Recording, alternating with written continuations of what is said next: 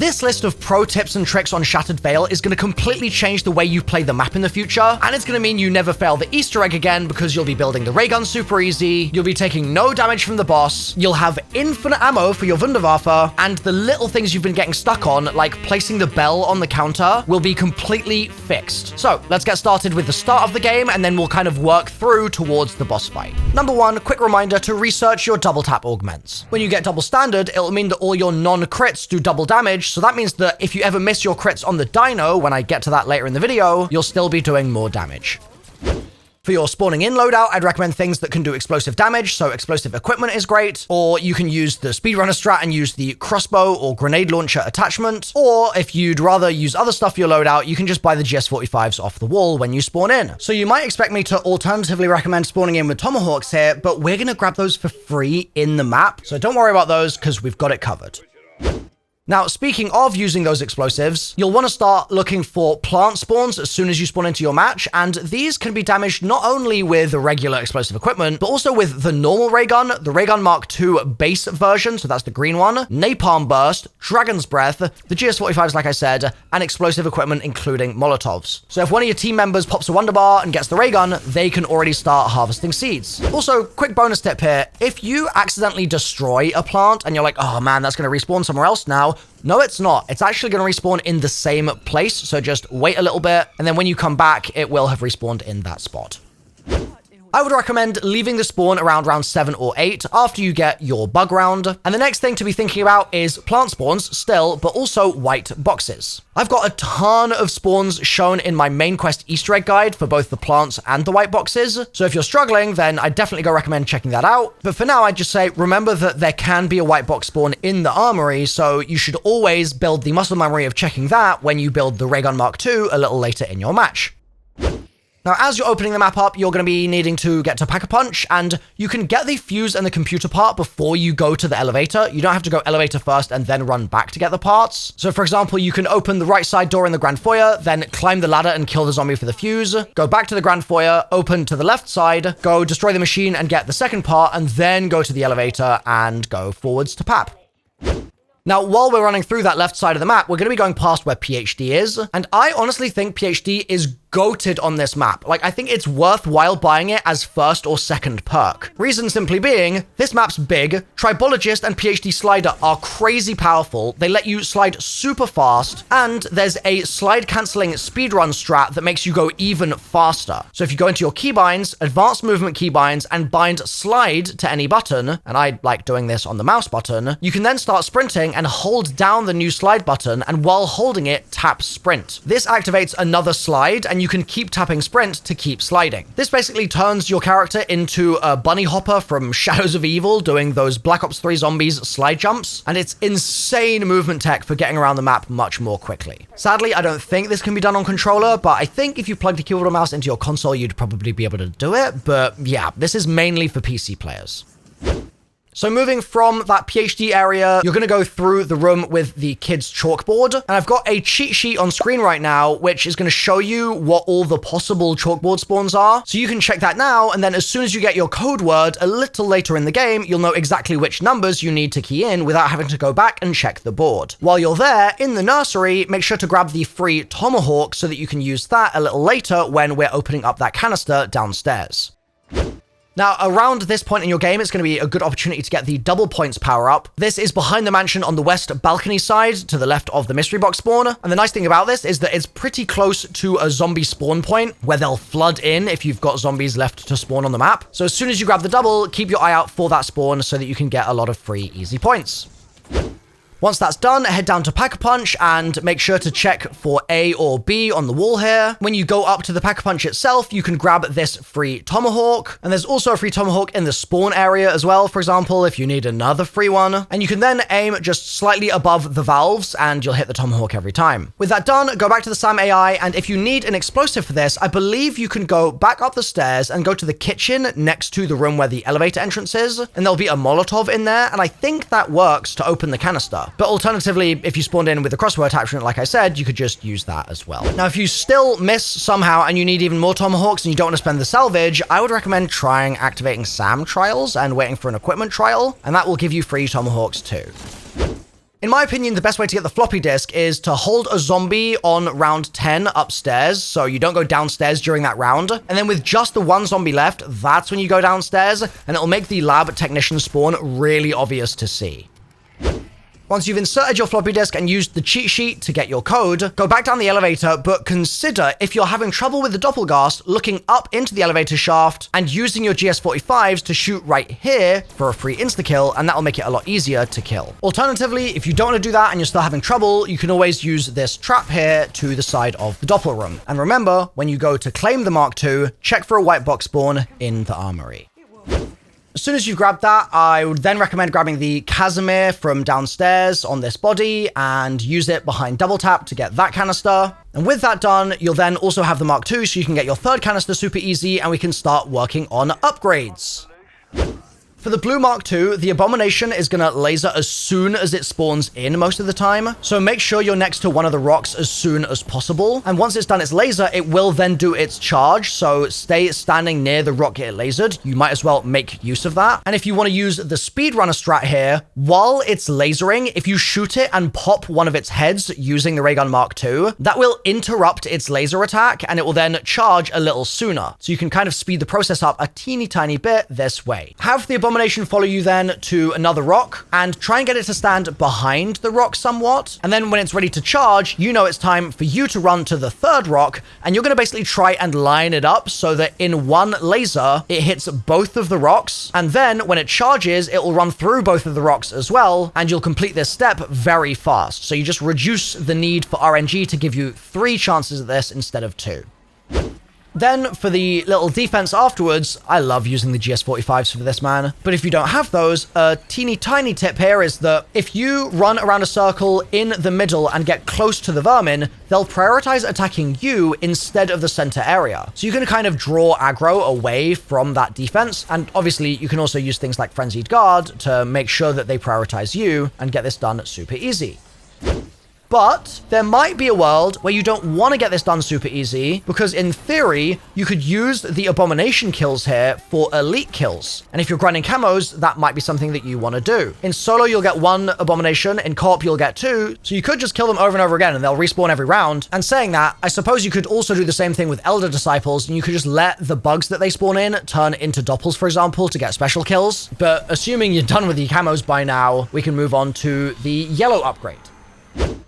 For this, you can defend multiple spores at once, but it is just harder solo. And so a tip you could use is to use the turret augment on Energy Mine and drop a turret or 2 in that area before you're going to even do the trial. And then also stay away from that area while those turrets are down. And that way, they'll just hang out and wait for you to return. And that can make it easier to defend multiple at once. So just drop those turrets down as much as you can and defend for your life. But I think there might be a better way than using your Energy Mines for this.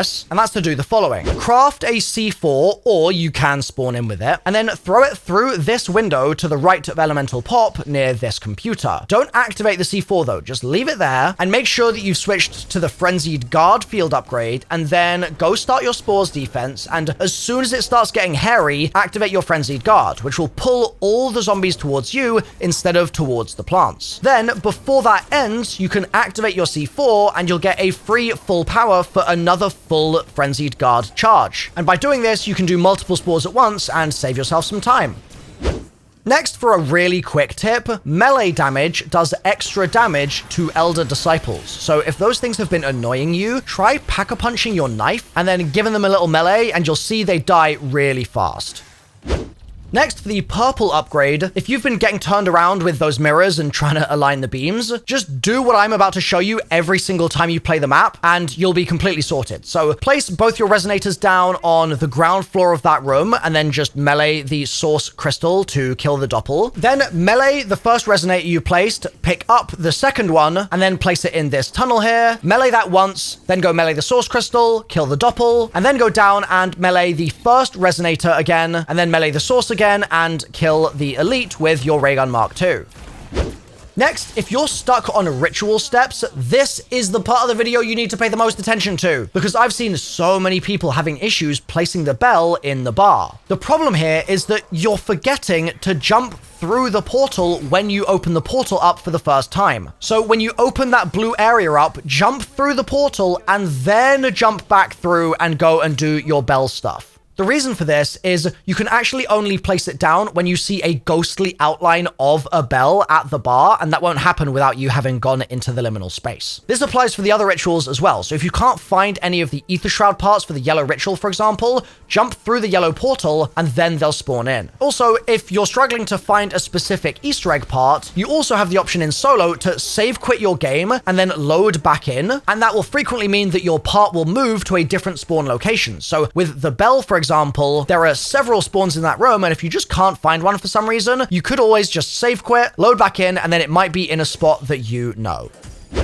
Now, seeing as we've moved on from elemental raygun upgrades here and we're talking about liminal spaces, I'd recommend doing the blue liminal one first before doing any other Easter egg steps. And this is because if you're going for the free Vundafa Easter egg in your game, you won't have a free weapon slot for brain rot unless you brain rot your knife, but that might just be awkward. And you could always swap a wonder weapon for a gun and then put brain rot on the gun in the grand foyer and then do the step really quickly and then pick your ray gun back up again or whatever. But I think that's just too risky. And if it really comes to it and for some reason putting brain rot on your gun is just something you don't want to do or you don't have a slot for it, you can use elemental pop here, and an elemental pop proc of brain rot will make the step work. That said, if it's working but you're having trouble getting the brain rot zombie to go where you need it to go, you could always try throwing the pheromone augment on it, because then the zombie will stand still and it won't run away, making it a bit easier to call it over with the bell. This is also an opportunity to get a free random perk. So what I would recommend doing is, rather than doing it immediately when you're doing the liminal space upgrade, wait until you're one perk away from maxed out. So buy all your other perks, and then the final perk you're going to buy would be 8k to purchase. So this is the best opportunity to then get a free perk. When you're in that spot,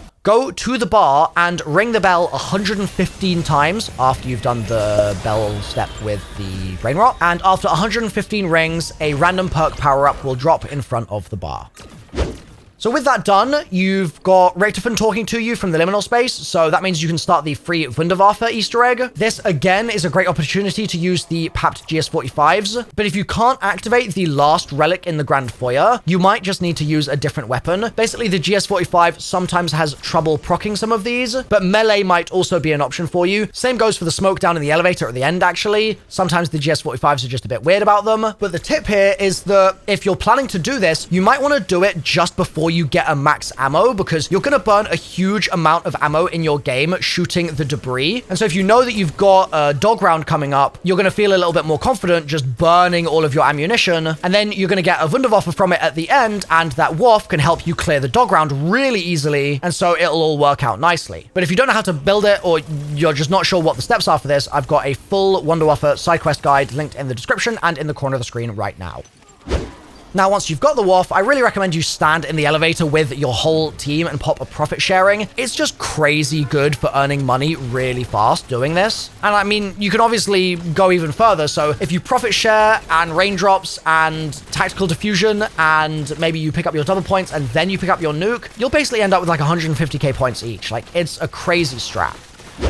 But what's even crazier is there's a Vundafa infinite ammo tech. So for this, we're going to go into our Deadshot augments and turn on Dead Again, which refunds ammo on crits. And you'll also want to go to Death Perception and turn on Critical Eye, which gives you a chance for body shots to be crits. And so we're basically just trying to crit with the waff as much as we can. And so long as you hit enough zombies in one chain lightning of the waff and you just don't spam the waff, you'll never have to reload it ever again. And technically, you can also use this to do things like refill ammo for your hand cannon or war machine score streaks, but these aren't super useful, I would say, so I would just focus on getting the waff ammo back. Next, a quick tip for when you're doing the yellow library liminal space challenge, grabbing all those parts with Ether Shroud, is that the parts linger about 10 seconds after you exit Ether Shroud, and you don't have to see the part glowing in Ether Shroud for it to persist afterwards. So if your Ether Shroud runs out, keep running around the area, and you might then still see the part glowing and you can grab it.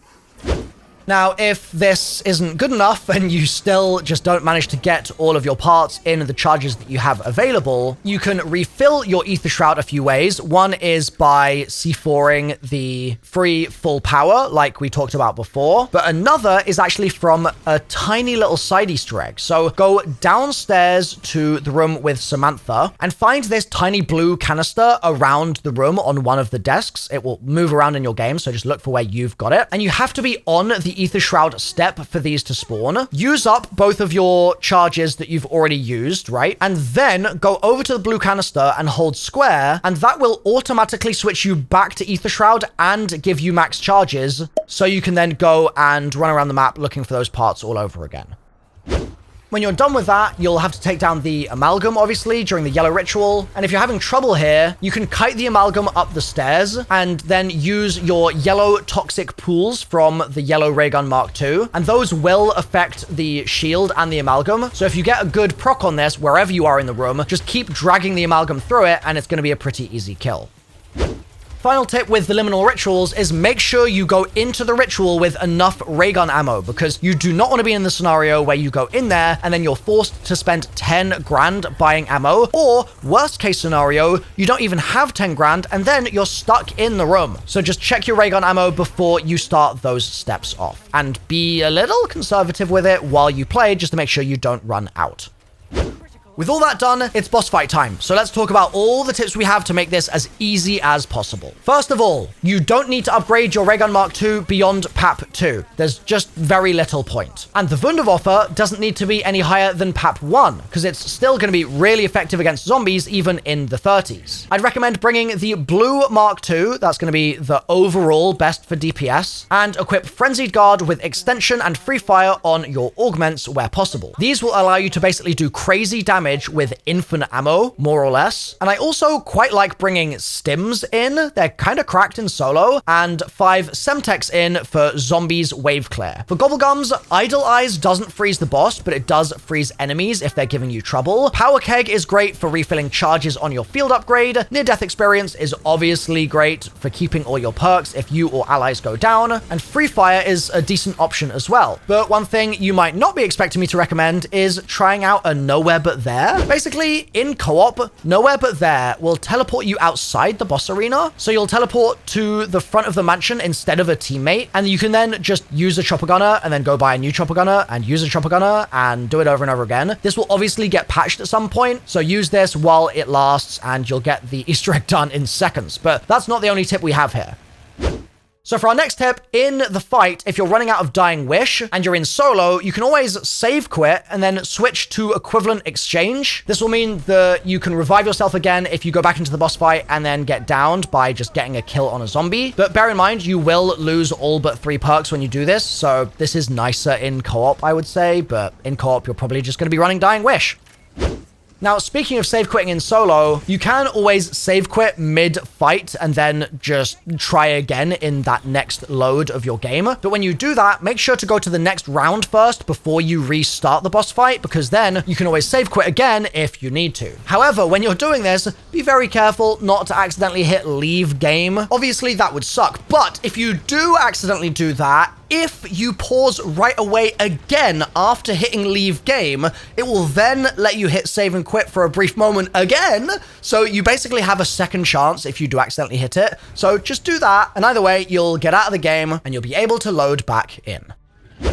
Now, a tip that a lot of people don't know about the boss fight is that Richtofen actually gives you stuff. So if you go near him during the boss, he's going to drop armor plates and he's also going to drop ammo. So walk close to him for more drops every minute or so. And in solo, he'll also drop you a self-revive if you go in without a self-revive, which is pretty huge. And if you go into the boss with a self-revive and then lose it, he'll give you a replacement. But note, he will only drop 1 self-revive total during the fight.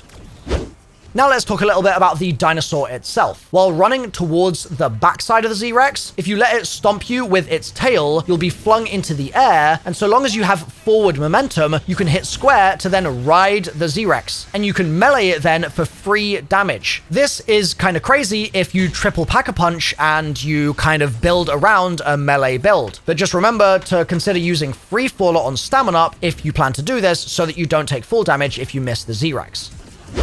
Now, another thing that people have kind of got misunderstood about this fight is that when the Z-Rex eats zombies, that's what's going to cause it to get critical spots on its sides, and when you shoot them to do max damage, you'll get 24k damage with your Mark II. So letting the boss eat zombies is a good idea, and also when the boss jumps away, you can still do damage for a couple of seconds while the boss is finding its feet up on the hill. So lay into it there, and that'll mean that for the start of your next phase, it'll just have a little bit less health.